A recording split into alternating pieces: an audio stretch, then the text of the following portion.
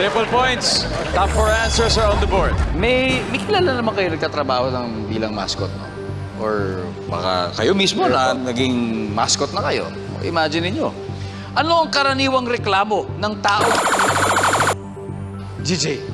Mainit. Mainit.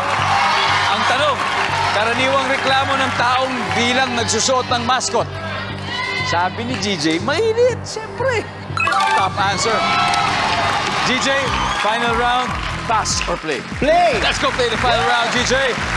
Let's go, bench. Imagine mo, reklamo ng taong nagtatrabaho bilang mascot. Makati yung costume. Ate! Survey! Okay, Mark. Ano pa? Mabigat yung costume. Mabigat.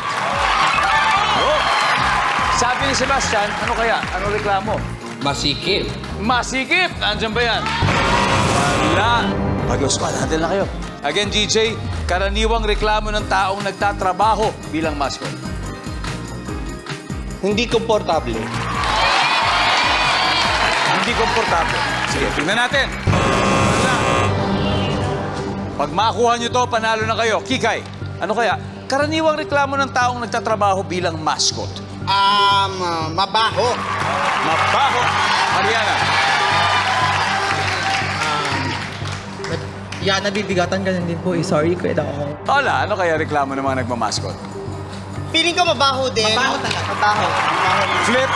Final answer, karaniwang reklamo ng nagtatrabaho bilang mascot. Kapag tinutulak sila ng mga bata.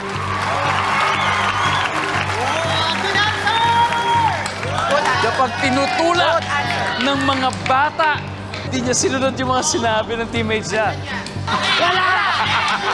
Wala yan! We'll see. Ang sabi niya, dahil sa makukulit na bata, for the win, uuwi ba silang masaya sa Baguio? Magkakalaman na. Survey.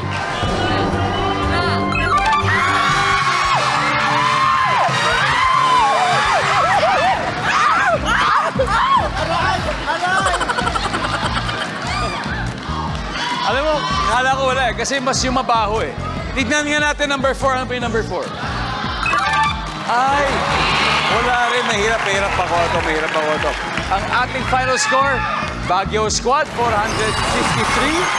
At Mr. Gay World PH, 116 points. Maraming salamat. Almost.